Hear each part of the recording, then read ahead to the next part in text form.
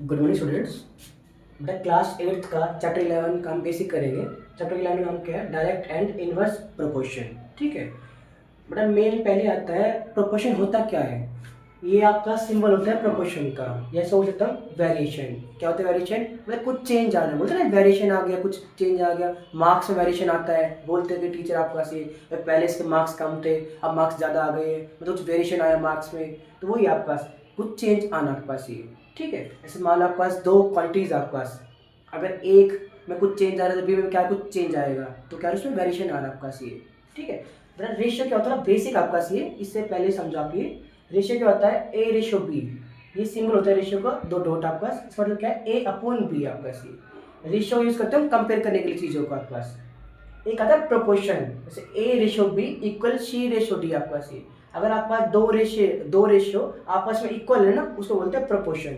ठीक है, अगर ए अपॉन बी इक्वल टू क्या है, सी अपॉन डी है। जैसे एग्जांपल लेते हैं बट अगर 2:3 इक्वल टू 4:6, ये दोनों इक्वल होंगे आपस में। 2/3 इक्वल टू 4/6। अब इक्वल नहीं है तो कैसे करो, सिंपल फॉर्म में करो आप इसको, 2 2 जा 2 3 जा, दोनों रेशियो इक्वल है तो क्या बोलेंगे, दोनों रेशियो के आपस प्रोपोर्शन में है। ठीक है बेटा, अब मेन चैप्टर आपके पास प्रोपोर्शन क्या होते हैं, दो टाइप के होते हैं, डायरेक्ट और इनवर्स प्रोपोर्शन।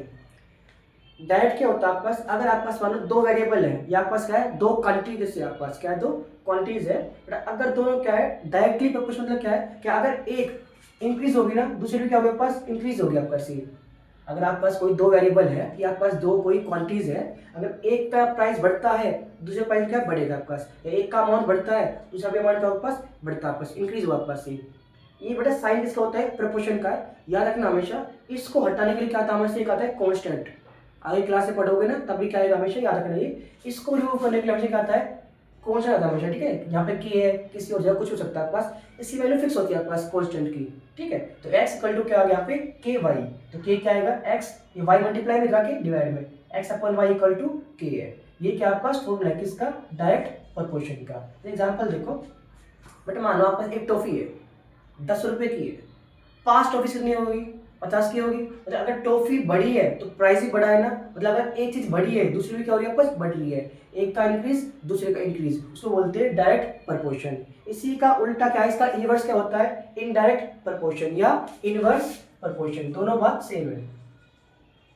ठीक है बेटा, x क्या है, इनवर्सली है y के। अगर आपने x को क्या इंक्रीज कर दिया तो y क्या होगा आपके पास, डिक्रीज होगा आपके पास। ये एक बढ़ेगा दूसरा घटेगा। आपके पास कोई दो क्वांटिटीज है, अगर एक का प्राइस बढ़ता है दूसरा घटेगा आपके पास, अमाउंट बढ़ता है दूसरा घटेगा आपके पास। ये प्रोपोर्शन साइन है, हटाओगे क्या आएगा, के आएगा, हमेशा एक कांस्टेंट आपका, इसमें क्या आता है के आता है, तो के क्या आ गया, y डिवाइड में जाके मल्टीप्लाई में x इक्वल टू के। ये किसका फॉर्मूला आपके पास, ये इनडायरेक्ट का या इनवर्स प्रोपोर्शन का आपके पास। एग्जांपल देखो, आगे पास बड़े यहाँ पे हाउस है, यहाँ पे स्कूल है।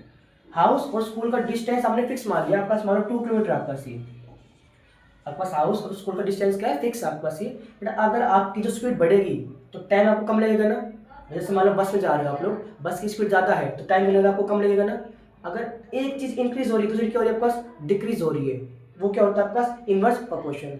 डायरेक्ट में क्या था, दोनों अमाउंट इंक्रीज हो रही है आपके पास, अगर एक बढ़ रहा है दूसरा भी बढ़ रहा है, लेकिन इनवर्स में क्या हो रहा है, अगर एक बढ़ रहा है दूसरा घट रहा है।